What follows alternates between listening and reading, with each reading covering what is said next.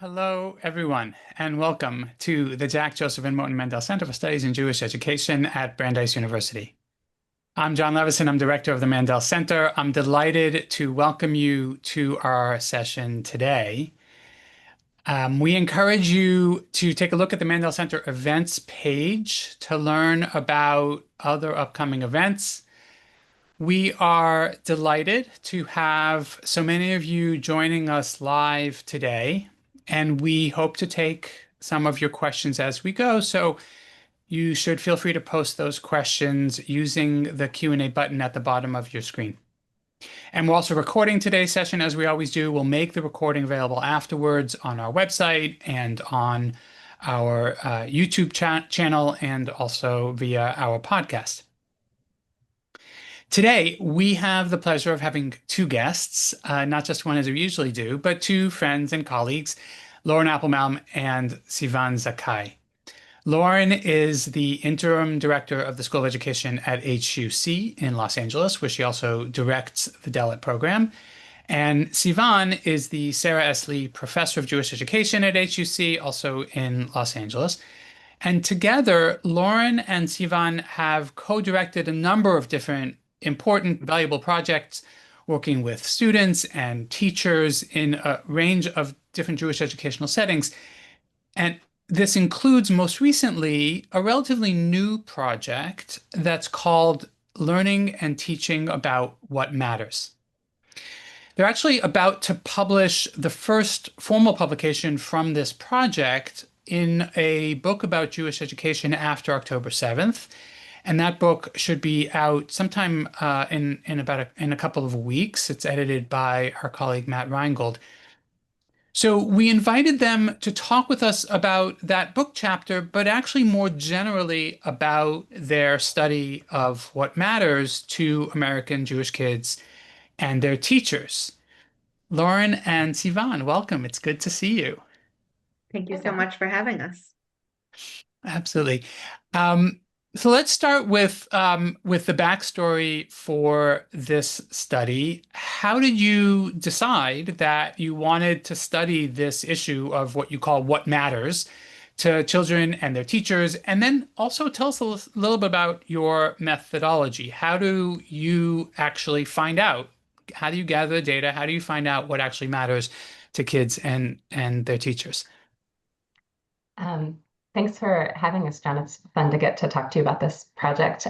You mentioned already, you actually gave away a little bit of the answer. We've gotten to do a bunch of work together over the years, and as we've sort of gone through different projects and explored different angles, we've really become committed to an approach to Jewish educational research that sort of combines our two strengths and our two main interests and makes them better together. So thinking about the learning of teachers and how teachers get better at what they're doing, trying to look deeply at how Jewish kids are learning and thinking about any number of topics. And in this case, and then bringing them together. So bringing together the ideas of teachers and the work of teachers and the ideas of children, in particular with an emphasis on both speaking to fellow scholars in the field and trying to influence sort of in that direction, but maybe more importantly, trying to treat the kids and the teachers as co-collaborators and helping them hear each other and think and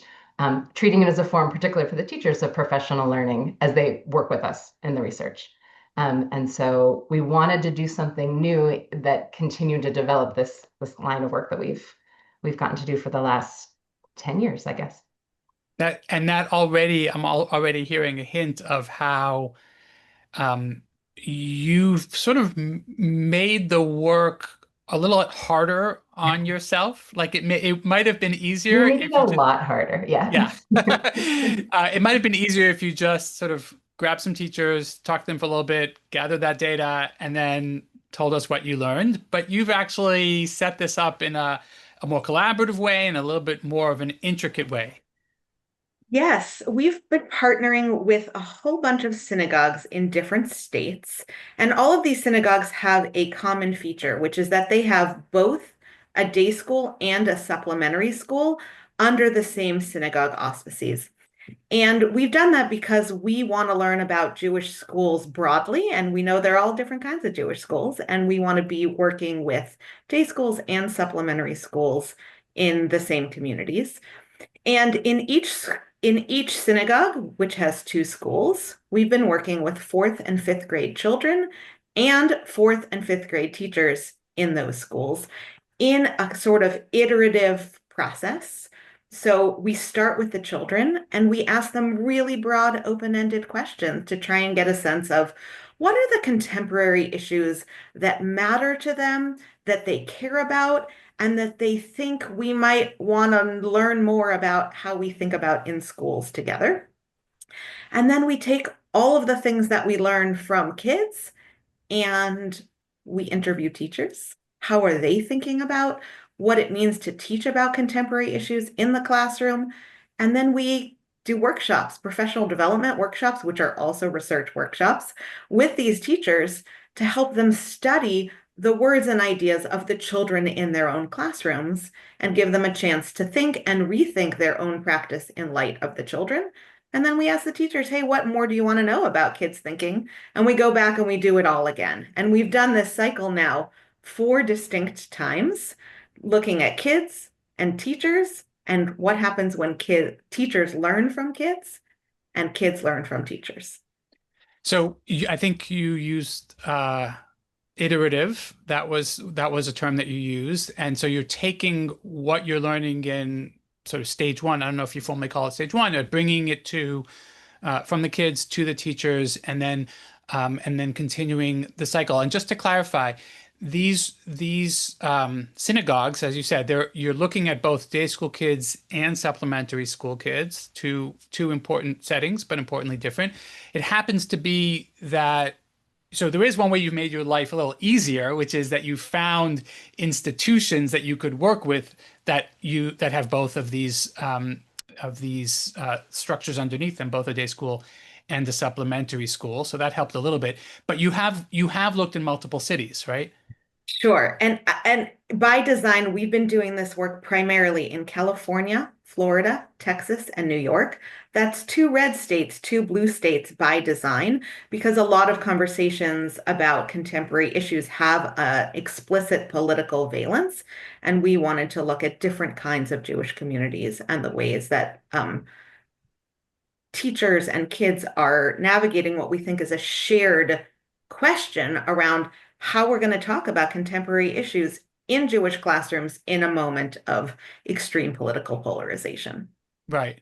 Right. So this kind of research doesn't pretend to be generalizable to the entire population, but you have already named a couple of really important ways that you are building in awareness of the diversity of the Jewish population. One is in terms of the two settings, supplementary schools and day schools, and the other is in terms of the cities getting a kind of range that will inform the findings.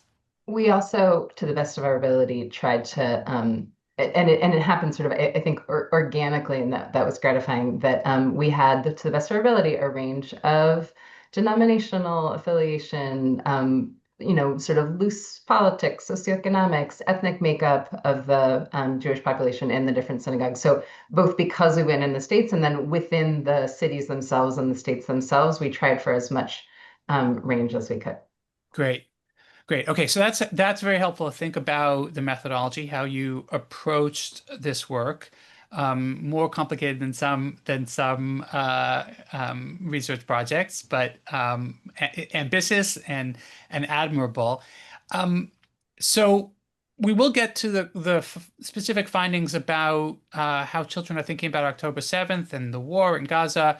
And I mentioned that's the focus of the book chapter that's coming out, but that's only part of the larger project. So tell us what you're learning more generally. What are you learning about what Jewish kids care about? What are you learning about how their teachers think about those topics? Jewish children care about a broad range of contemporary issues. The most common issues we hear kids talking about are climate change, homelessness and hunger in the American context, war in both the Israel-Gaza war, and the Russia-Ukraine war context. Um, those are kind of the big ones that we hear from almost all kids in the study. And then kids talk to us about an additional range of contemporary issues. And we hear a pretty consistent answer. Remember, these are fourth and fifth graders, 9, 10, and 11-year-olds who are very clearly telling us that as Jewish children, they are paying very careful attention to world events as they are unfolding. And we also, I think that part didn't surprise us, but we were surprised to learn from children a really broad range of beliefs about the role of the Jewish classroom in thinking about those issues. Some children deeply and desperately want, and we've seen these children in both day schools and supplementary schools, desperately want their Jewish schools to be places for adults to help guide them through thinking about a lot of very heavy things, so ranging from living on a potentially unsustainable planet and rising anti-Semitism and everywhere in between.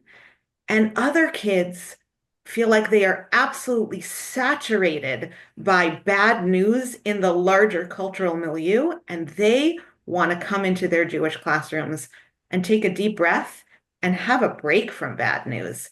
And in many, many schools, in fact, in almost all the schools that we've worked with, these two kinds of children are sitting side by side in the same classrooms. So we've got kids who say, I need help or I want help. I want to be in conversation with my peers, with the adults in my life, and I want school to be the place. And other kids who are saying, I want a refuge from bad stuff going on. This is the stuff that I'm thinking about or that's on my mind, but I don't want the safe place of school to really to be invaded by that challenging material. I'm curious actually, so you named climate change, you named homelessness, you named war. Um, of the three, I guess climate change affect potentially affects kids personally. They may be thinking personally about the stability of climate. In fact, some of these kids may have actually encountered challenges, wildfires or other things that may be affecting them. I guess I'm a little surprised that they didn't name other things that personally affect them. One that comes to mind is gun violence. Did that surprise you also?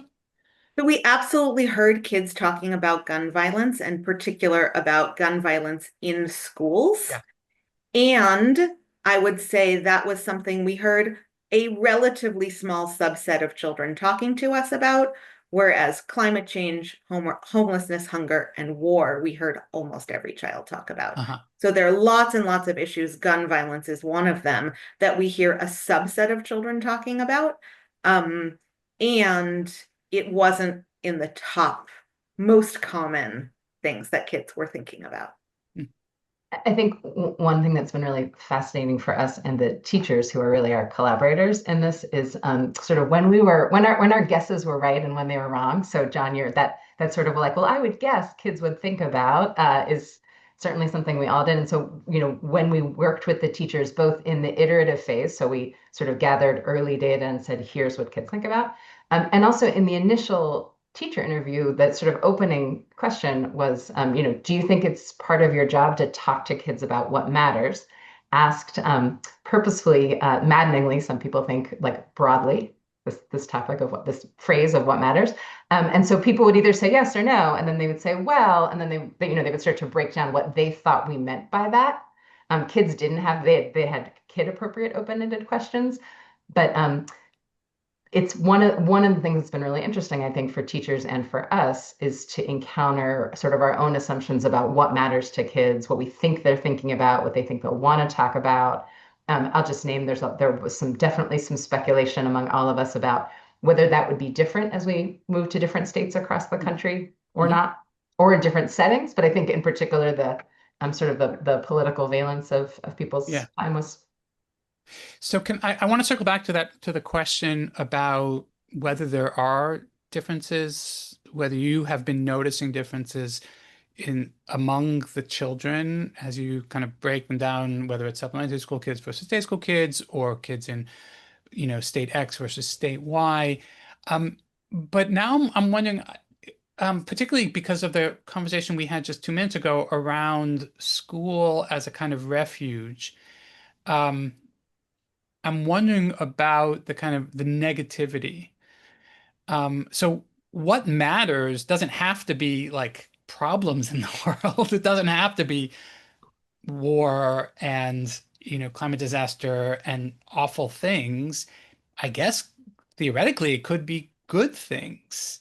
Is there a way, is there space for the kids to think about, talk about, I don't know, what would be uplifting, or is it just somehow the conversation ends up being tilted towards the negative? Well, some of the questions that we ask children try to elicit their understanding of problems in particular. Hmm. And therefore they talk to us about problems. So one of the questions that we ask is, if you had a magic wand and you could solve any problem in the world today, what problem would you want to solve and why? And that's because that is one way, in a very kid-friendly language, of inviting kids to talk about all sorts of contemporary issues. But it's not all depressing, it's not all heavy. We also ask children, hey, do you know any children, real or fictional, real or imaginary, who have worked to try and resolve or solve or make progress on this problem? And so we also hear kids talking about the roles that they think they and other children in their lives, or other children that they can imagine, actually have a role in making a better version of the world. So it's not all heavy. And we did primarily ask questions to elicit children's thinking about contemporary issues and contemporary problems. Hmm. And you made a space for thinking also about agency and where are there opportunities to actually work on these. I want to just pause for a moment, remind our audience that they can share questions using the Q&A function. And one question that's already come up, I just mentioned it, is about differences.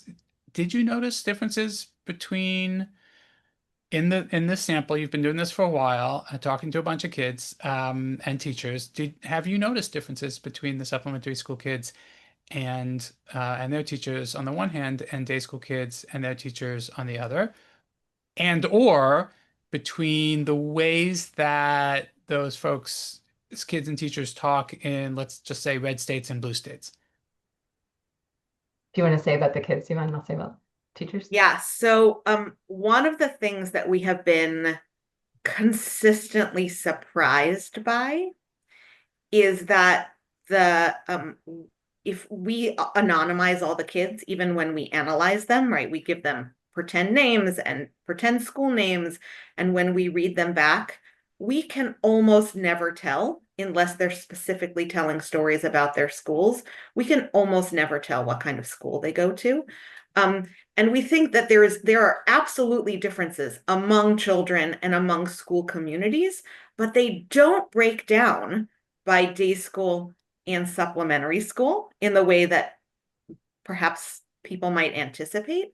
And at least for the children, we found in both day school and supplementary school, children who we think of as sort of high resolution thinkers about contemporary events. Policy wonk kids who literally read multiple news sources and as 10-year-olds have ideas about policies that might bring about a changed world, and kids who like have a general vague sense of what's going on and maybe they know some stuff. And we find both of those kinds of kids in day schools and both of those kinds of kids in supplementary schools. And there's a really big difference between those kinds of kids, but those kids are found in both settings. So at least Um, in your sample, it's very hard to make any claims that day school kids look one way or care about one kind of thing, and supplementary school kids look another way or talk in different ways about other things. Also true by state. Mhm. Not so different. The one place we do see some difference is in the teachers. In that one thing we're noticing about like teachers as a general category is that there was no one who was shocked by the idea that maybe the big world is coming in one way or another, or you have to decide what to do about.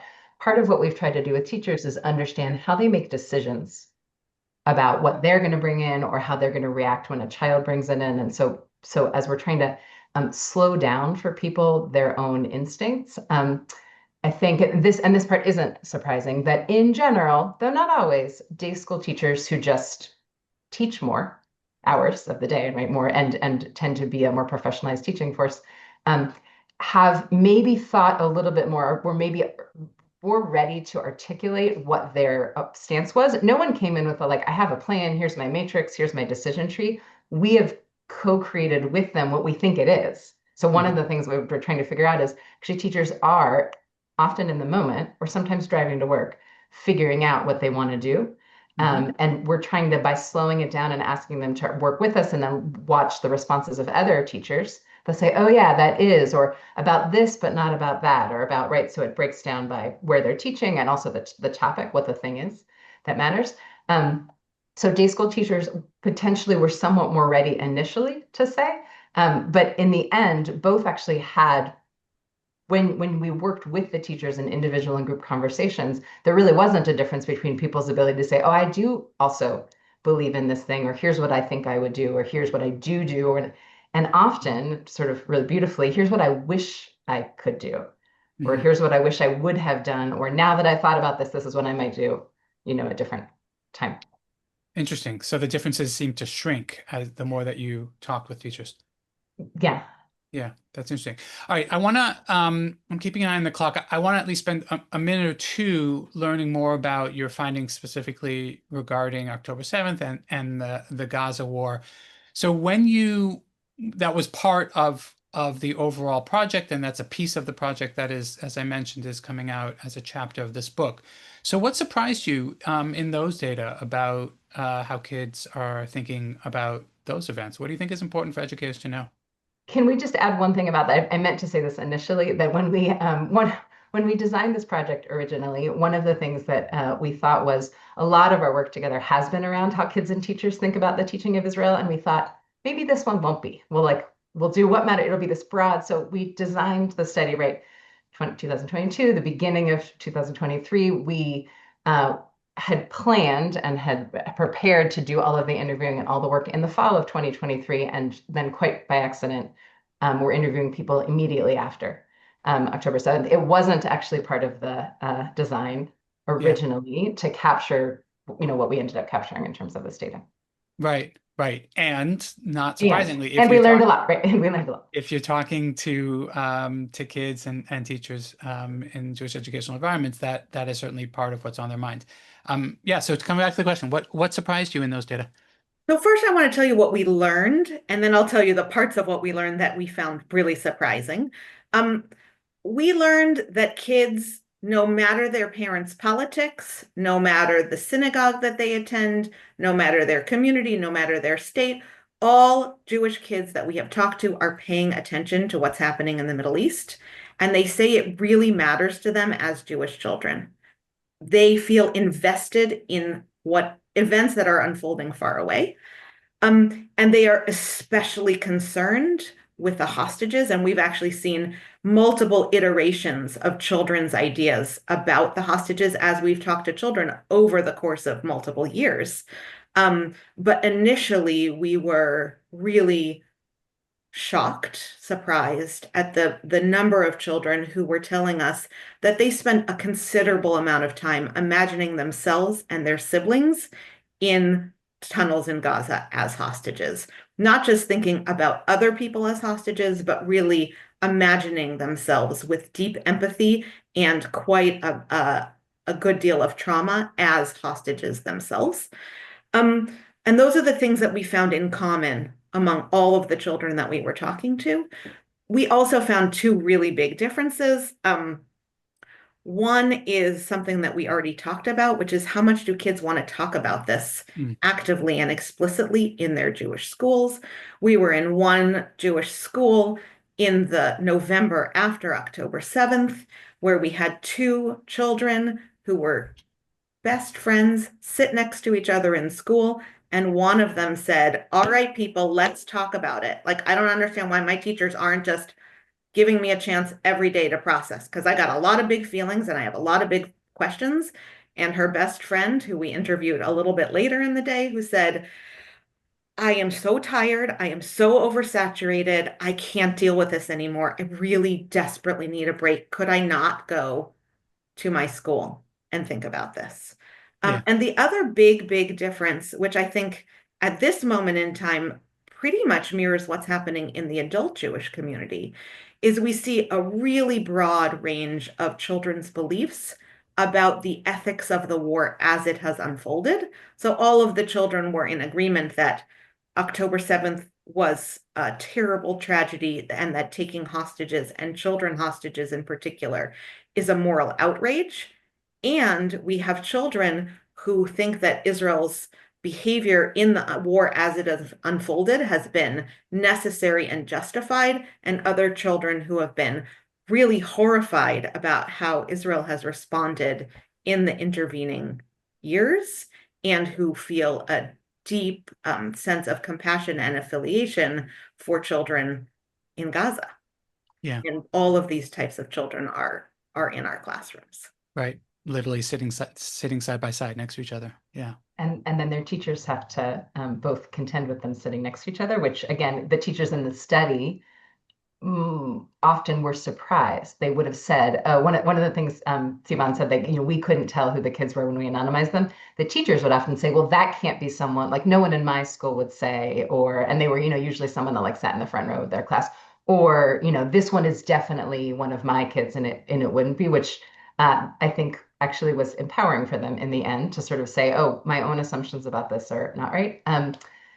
One thing that we're still trying to figure out with the teachers and were over the years is for some teachers, the events just sort of immediately after October 7th and then in the intervening years sort of fit into their either implicit or explicit schema of like, this is how I handle big stuff in the world, big hard stuff. Like I have a stance, whether or not I've said it before. And for other people, it's its own thing. Like it breaks all the other It broke them categories. all. It has, right, it really blows them either because of their own, personal feelings about it, or for some reason it feels, and we're still trying to tease out a little bit for teachers how it's a case of the rest of it and how it's Right. stands alone. Right. Right. I mean, just, listening to you describe the kids, I'm thinking, yeah, I'm all those kids, right? I have all of those feelings, depending on the day, depending on the week. One question that came in, just wanted to clarify, who are these teachers? What do we know about their backgrounds? What do they teach? So we invited in all of the settings, we invited anyone who taught fourth and fifth grade children in the school. So that means that they are Jewish studies teachers and general studies teachers and specialists. We have a couple of PE teachers. And in supplementary schools, they teach whatever range of, so some Hebrew teachers, some Judaic studies, some Yeah, range and a range of background. And then as you would guess, a range of political affiliation and age and training. And, it's I think a fairly representative sampling of what the teaching population looks like. right.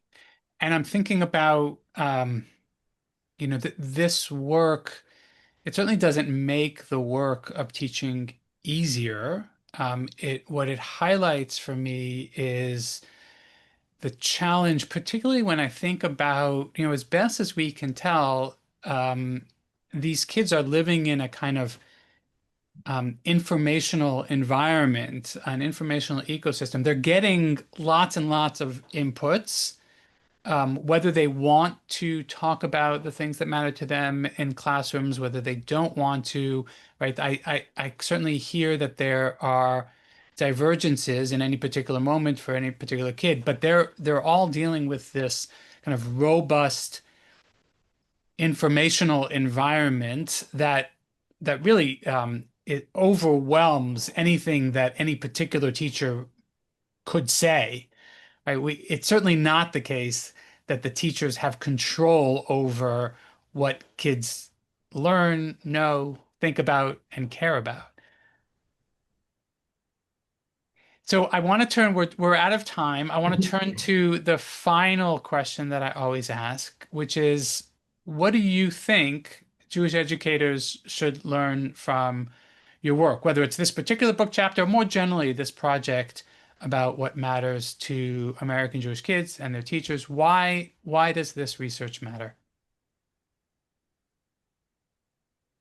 Well, one thing I will say that we are learning is just the process, no matter what it's about, no matter what the topic is, but the process of inviting children to share their ideas, including ideas about how classrooms should function, inviting teachers to explicitly articulate how they think classrooms should function, and then letting teachers learn from and potentially shift or double down on their own professional stances once they're engaging with children's words and ideas is in and of itself, we think, valuable for Jewish classrooms to make those places more collaborative learning environments and places where children's ideas and teachers' ideas are both valued in the classroom.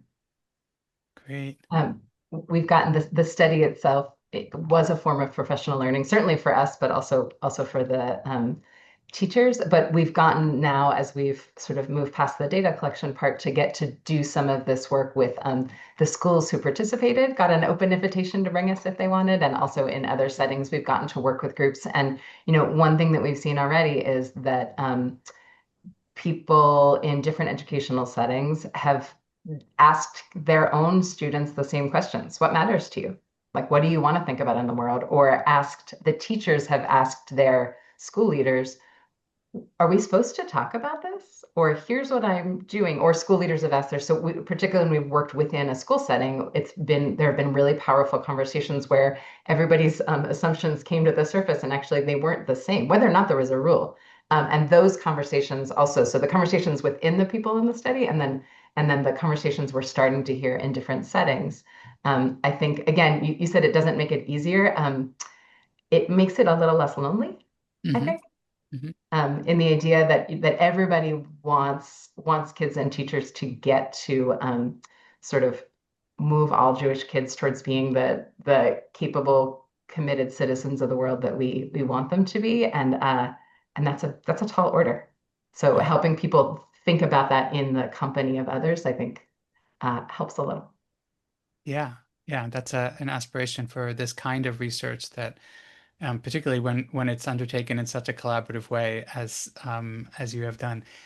Lauren and Sivan, thank you. It's great to talk with you about your work. I want to thank everyone for joining us. I encourage you to check out the Mandel Center events page to learn about other upcoming events. Also, subscribe to the YouTube page and the podcast. Our next event will be a Learning About Learning session, just like this one. It will be on October 23rd. We'll be talking with Laura Stein about her research on rabbinical students. Thank you again, Lauren and Sivan. Thank you all for joining us. Be well and have a Shana Tova.